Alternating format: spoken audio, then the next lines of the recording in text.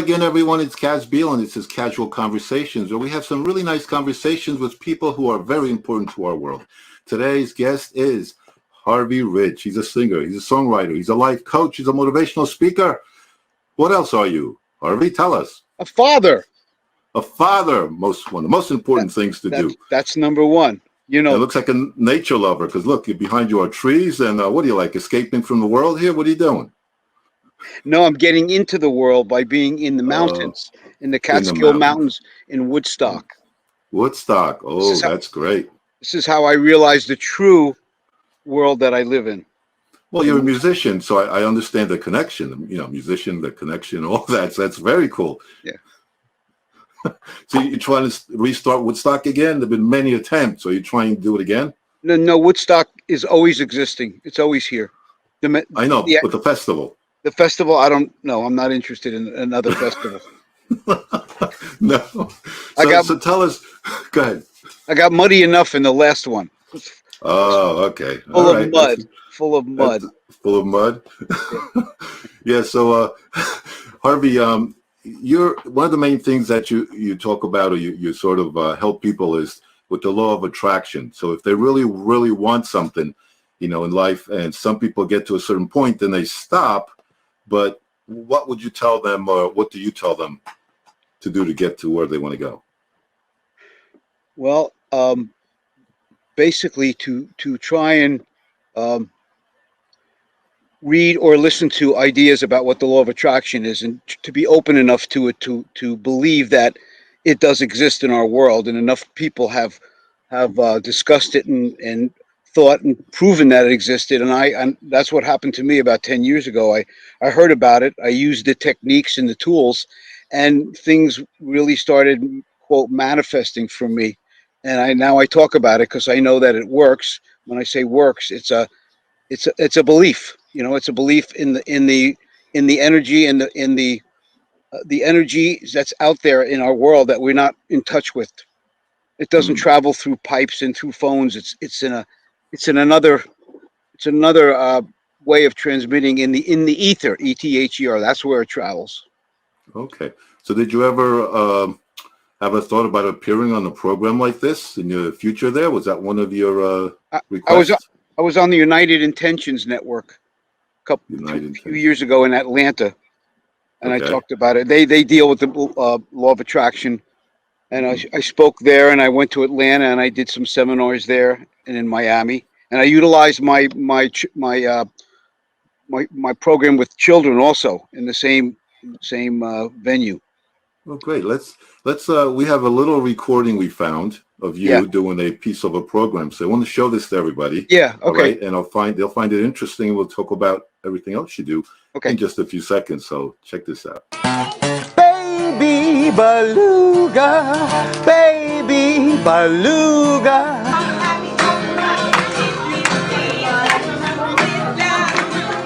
Next time they pick on you, pick on you. You'll know just what to do. You'll know just what to do. Be strong. Stand up for yourself. Pirate ships would lower their sails when Puff roared out his name down by the bay. Hey! Hey, thank you! Woo! The basis of this concept begins with a song I've composed entitled, How Did It Make You Feel?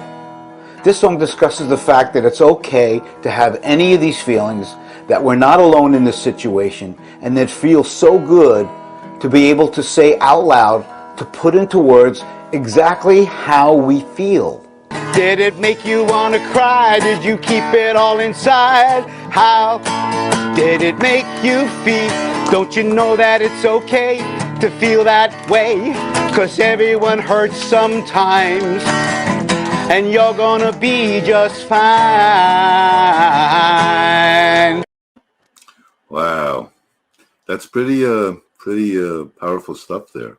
Because I think people have trouble connecting with their emotions, correct? And I mean, tell me more in detail about your program. How do you help people? Because I think we need to get into more detail about that. Because they can call you, contact you, and yes, contact me. You know, email or phone. And I deal with kids, but it's the same principle. I sit them down and in my website, I show a little bit of it, but I explain what the law of attraction is and how it applies to our life. And I say, here's an exercise. You have nothing to lose. Try this exercise. The idea of it is for you to feel good about what you're imagining, what you're thinking about, of something you really, really want. And make a long story short, there's processes in doing that and steps to take. But the end result is that you often see things happening in your life based on what you put out there with positive energies and with strong, strong belief. That's the key to the whole process. If you believe, largely believe in it, it happens. And I don't promise anything because I can't, but I do say that if you do this technique the right way, things will happen if you're aware of them and you keep your mind and heart open to change and to things coming to you from the universe. I don't like to use that word. It's also sounds like a bunch of voodoo, but it's really true. And it just works for people of all ages, from little kids to people who are, retirement, whatever, because everybody has a need or wants something, either a life goal they never achieved or something they want to change completely and they want a new outlook. So that helps with that as well, correct? I'm glad you said that because I realize that when I speak to people who are older, set in their ways, and have been given a lot of gifts in their life, they don't have the same motivation. And then I speak to young kids who have the whole world open in front of them and they go, whoa, that sounds great. And they're so open to it. Or people in less well-to-do areas or special needs kids. I mean, that I like to talk to people who really have a desire for some change and desire to want to be better. Now tell me about the program with the kids, because you use that where kids who are kind of closed in for whatever reason, but they open up. So what is the name of that program? And after that, we'll show a little clip with your daughter because I think it's amazing. Yeah, family.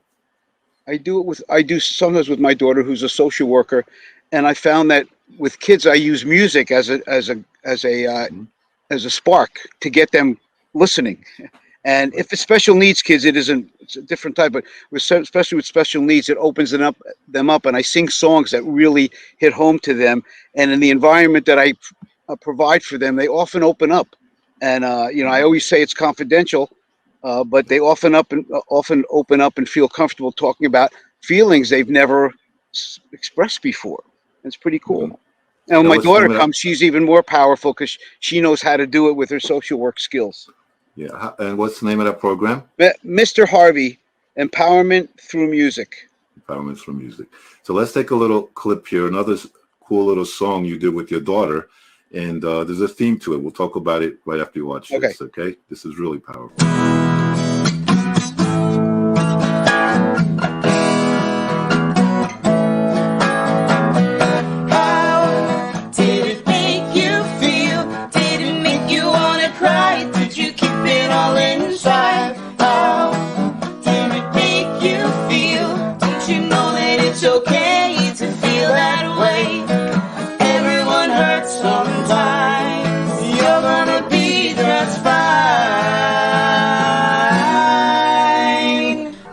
Has been really great, mainly for two reasons. One is the bond that we have when we're playing together. It's been really enjoyable doing that with him, and also the impact that it has on the kids. The kids love it. It's a creative way, an interactive way for the kids to open up about their feelings, and the reward that it gives us and the impact that it has on the kids, it's just, you can't fake that. Wow, that's powerful. That's powerful stuff there especially from your daughter who involved with it, and she cares about the kids, I'm sure, as much as you. But Harvey, how does it make you feel when you've done one of these performances, whether you're by yourself or with your daughter? How does it make you feel when you had an impact with the kids? It's a feeling of fulfillment that you can't describe it. It's not like I just fixed my car, or I just even wrote it. Well, similar to writing a song. If I write a song and I'm fortunate enough to be in that zone, it's an incredible feeling of creating something so powerful and passionate with people, for people. Yeah, there's a story you kind of relayed to me earlier with your daughter involved, where there was a child who opened up to you during one of the sessions. So relate that story to me. We went to a Montessori school, and one of the the children had never opened up to anybody. I didn't realize this, and Darren started singing right next to her, and she started talking. And I said, "Oh, that's a nice conversation." And the teacher later said she has never spoken before to anybody like that. And it was like it was a young girl. Somebody knew. There was no threat. There was nothing to be closed-minded about, and she just opened up. It was very rewarding. Very rewarding. I mean, that's the best. The best. And if I can relay an experience I had when I was a camp counselor, I look back at myself. I say, "Oh, I'm so proud you did this." I was I was surprised. I'm only 23 years old, and I was a counselor at a diabetic camp, and I came back to my bunk the first night, and this boy had mopped up the floor with my sweatshirt and hung it on a nail. I said, "Oh Mm, boy, I got it. What am I going to do?" He had a guitar in his hand, so I took him up to the mountain. I started playing Neil Young songs, and we were best friends after that. And he respected me immensely just by playing music with him, coming down to his level, talking just as a regular person. wow. Uh, So, immediately, he's yeah. so when Immediately, you're, he saw me as a superior, disciplinarian, and I want to say that's not what I'm here for. yeah, bring joy. So you're up there in the woods, Woodstock. Yes, I Yeah. Did you got bring your Mount Trip. guitar with you? Did you bring your Yes, I have guitar it with here. you? I have it right Oh, here. can you play a little song for us? Okay. I can sing one of the bullying songs that I do real quick, Yeah, but that'd be great. oh, Go this ahead. is a bullying song that my partner wrote, and you know him very well. Yes, Steve.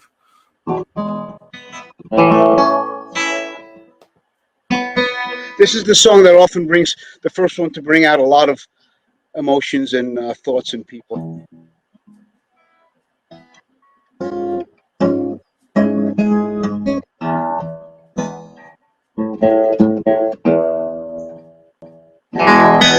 I'm a little boy with glasses, the one they call a geek. Little girl who never smiles. I got braces on my teeth, and I know how it feels. Cry myself to sleep. I'm that kid on every playground, always chosen last. I'm the one who's slower than the others in my class. You don't have to be my friend, but is it too much to ask? Don't laugh at me, don't call me names. Don't get your pleasure from my pain. In God's eyes, we're all the same. Someday we'll all have perfect wings. Don't laugh at me. I'm thin, I'm fat, I'm short, I'm tall, I'm deaf, I'm blind, hey, aren't we all? Don't laugh at me, don't call me names. Don't get your pleasure from my pain. In God's eyes, we're all the same. Someday we'll all have perfect wings. Don't laugh at me, don't laugh at me. Amazing. What a great message in that. Yeah, Uh, it's very simple words, and everyone just hears that and goes, "Yeah, why?" A great song comes out, and you think, "Why didn't we say that before? Didn't somebody say that before?" Well, they thought it and felt it, but they didn't quite put it into those words. And so the writer Steve Seskin did. Yeah, he's a wonderful person. I've met him personally. I've seen you guys perform together, Yeah, and I've seen the reaction of the school kids who are just amazed because I think one of the things he does is he writes a song in the school system, which the kids help to create, and then at the end of the day, they sing the song. yeah. In addition to this. I go to them as much as I can because I take one room or one class aside, and I do my program one-on-one with them in the classroom. But he writes the song with the entire school. It's Yeah. amazing how he does it. At the end of the day, they play it in the auditorium, and it's always, because he's so talented, a song that's so catchy. You could hear it on the radio, and he's written thousands of them, Yeah, thousands of schools. and the kids sing along because they've helped to create the song, Yes, and yeah. it's just a magnificent melting pot of all the ideas of that day, and they see and hear their work being performed on stage, and they're actually part of it. And he posts all these things. It's really great. You He's guys put it. he's a songwriter who's written 10 number one songs, who has a big heart and wants to give back in that way. Yeah. It's pretty cool.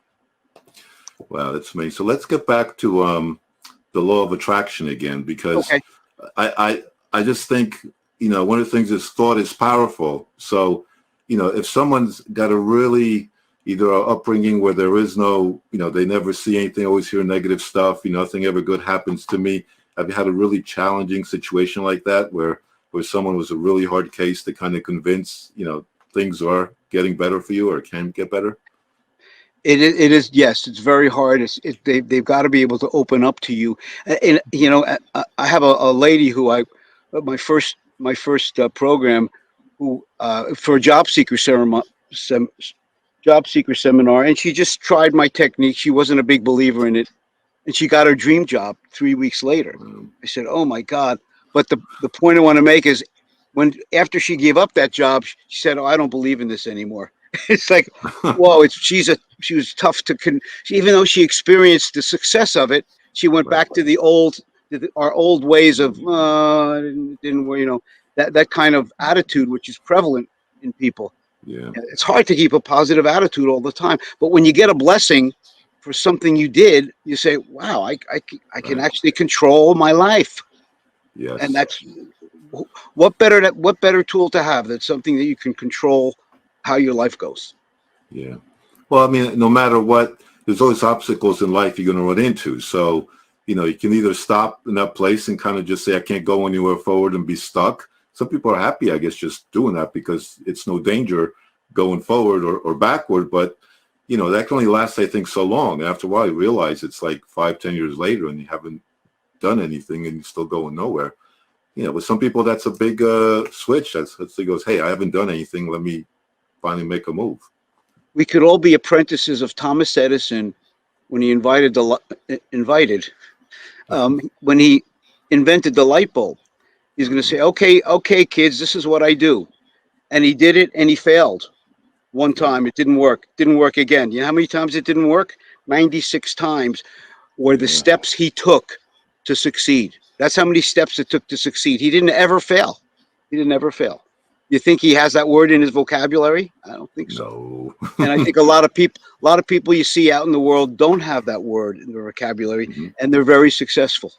Even Well, to themselves, they're successful. right, but I mean, your background is you're basically a accountant, right? Certified That's my accountant, and that was my career at 40. That wasn't my background.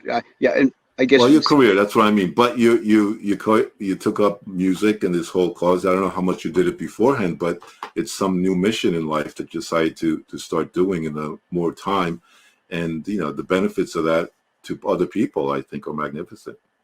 thanks. I wish I could tell people at 21, 30, whatever it is, find your passion first. Yeah. I mean, it's easy to say when you have a family, you want to support them, but as much as you can, don't look at where do I make the money, but what's your passion? What feels the Yeah. best to you to do, and try and follow that. I'm using technology to connect with people around the world. You're at Woodstock, and I'm in New York next door. The other day, I talked to someone in Texas, and we're using that technology to share. And I was able to, I had an idea of doing something like this a long time ago, but technology, me having to go out there, record, edit, all that. Now we're basically live streaming this if we want to. We can basically live edit as it goes along because I can do stuff like this. I can do things like that, and everything allows. So it's just another outlet of sharing. But, it wasn't easy for me to make that decision. You get scared a little bit as to, how's this going to work? Am I going to be interrupted? It's, who's people going to be commenting on this? So, I mean, that's sort of what I did. I went on the edge to be able to get that message across that, and your special message that you're sharing. So do you find that helpful these days with, social media and everything to spread your message better? It's a double-edged sword all the time. During the pandemic, you couldn't do things. You can't do things virtually like you can do them in person, but you can reach anyone in the whole world. So it's kind of like Yeah. it's good and it's good and it's bad. I think it's good. I mean, there's nothing like being able to reach many. You can go in support groups for anything anything you'd like to, and be with 50, 60 people in the whole Right. world who share your issue. You can't beat Right. that. Well, And it's like early on, people were afraid, like even, because you could put comments, but you can turn them off on like YouTube and other Yeah. resources, but like StreamYard we're using now. But also, some people are afraid of that. Oh, they're going to comment, they're going to slam me, they're going to start insulting me, whatever. But that's the point, to get out there, let people get their emotions out in a sense, or talk about a certain subject. And that's the way to do it. They know when they're logging in or whatever that this will be also shown. So it's kind of funny when you think about that. It's the new age is put a damper in contact with people, and one-on-one contact that's not there as much anymore, and there's something suffering from it. And yet there's more ability to connect with people, but not on an intimate level. So people can come up with their thoughts and their feelings in a way, and just with a shield in front of them, that they don't have to. There's nobody there to confront, and they don't have to talk to them the next day. You say whatever you want that's on your mind. So in that sense, it's the good side of the sword. Yeah. The bad is, if it's someone who's, want to insult you or do whatever, but in case they're getting their feelings out as well. So maybe in the end they'll feel better and, be nicer to the world. I was at a senior center the other day, and the man is 87 years old. He just lost his wife. I said, "You don't go on social media." He said, "Oh yeah, I got 9 dates. People are they're just calling me. They want to go out with me. They just heard my wife passed away. There's, people knocking on his door. I mean, when could you?" I said, "Well, you're probably safe with at that age. You don't have to be concerned about problems." Yeah, exactly. You just want some companionship. It's all over the place. There it is. That's right. Yeah, no, but I think it's wonderful what you're doing, Harvey. Keep doing the magnificent work. We will list everything, ways to contact you below the video where we're posting this, whether it's YouTube, Facebook, LinkedIn, on your sites. And, I'm sure people will be calling you or contacting you in some way to help them out or take them along the right path to a better future. Nothing I would like better. It's my passion in my retirement. Well, that means you're never retired because you're always doing stuff for other people like this. So yeah, retired. What does that mean? Retired. Yeah, I'm retired from my day job. Yeah, right. You're doing something very interesting that you're passionate in and involved in, and making people's lives better. So, hey, speaking of making your life better, was being a guest on this program, Casual Conversations, has it made your life better? It was a positive thing. It was very fruitful. I like to be interviewed. Things come out of me that I didn't know were there. I didn't ever express them in that way, and now I do. It's interesting, It's like a performer. If you speak to performers when they perform, some energy came out of them that didn't come out when they were playing to the mirror. Yeah. Some idea. Plus, you're building sort of a legacy about yourself. These recordings are out there, and your family members, one day when we're not around, will be able to kind of look at that and say, "Hey, I know what they meant by that." Then there's some little insights that they may not know, because that's great. That's great. It's like, you never met your father, your grandfather, or your great father, but he was this and he was that. I was like, well, here he is. Whoa. Right. The greatest thing, Kaz, that I thought about is when a grandfather or a person who's elderly who can't get out of bed looks on their internet and sees their great grandchild born in the hospital, sees a picture of them with their son or daughter-in-law holding the baby. I mean, you can't beat that. No, it's amazing. I mean, especially if they can't be there for any reason, they can still get that moment as best as being there. And you see things of little grandkids. They're when they start speaking, talking to their grandparents who are another part of the world. And it's just it's separate in a sense, but it's close, like we kind of are now. On the screen, it looks like we're right there together. Yeah. And I can look at you like that. But it brings people closer together. Like the social media, people think, "Oh, I don't want to get involved. It's all this stuff." But social media, Facebook and LinkedIn are like you said, there's little pods of people who have commonalities. And it's sort of like, the old days, people get together on the weekend, have coffee or play cards, whatever. And that was a little neighborhood, clique that they went to. And now you can build same things, smaller ones and bigger ones from around the world. I hope it will foster people wanting to also be closer with people instead of doing everything by machine, by internet, by email, by text. Right. Yeah. That's the goal. I think it's ideal. Like in my firm, accounting firm, people don't want to talk to you and see you. They want to just press buttons. Well, but yet people need that one-on-one contact. That's in the service business. Well, I mean, there's things like Meetup. It's called Meetups, but also a site called Meetup, which you just Yeah, schedule yeah. a meeting about this subject, and people Yeah. sign up and they come meet up. So it's a step to get people more involved. You Yeah. got to live in the same area. Obviously, you're not going to fly in for a meetup unless something is really valuable to you. But the local sense, and it's in a way, I think beneficial to a lot of people. It's helped in business. My clients have agents now that put their business on sale on the internet, and they talk to people in Uzbekistan who Yeah, zoomed into that. I'd like to buy a business in New Jersey. Yes, what is it? And they talk about the world. You got the whole world at your yeah, disposal on a one-on-one basis for a service. Anything, something you want to buy, something you want to sell, something you yeah. offer. It's amazing. So Harvey, final words of inspiration for someone who definitely needs to make sure that their future is going to be okay. But to believe that there is a positive energy out there in the world that wants the best for you. It Hmm. sounds kind of like a fairy tale, but it's really true. And the thing I learned when I listened to these CDs is, sounds silly, but the universe wants what you want. There's a good vibe out there in the world, in the ether. It's really there, and it's there for you to pick up on. Yep. Well, thank you very much, Harvey. And again, you can contact Harvey. We'll have the contact information below. And till next time, Harvey, keep talking to whoever you want to, conversation-wise. You're not limited to me because I know you're really good at that. Thank you for the opportunity. Thank you. And I'll see you around, okay? Okay. Bye.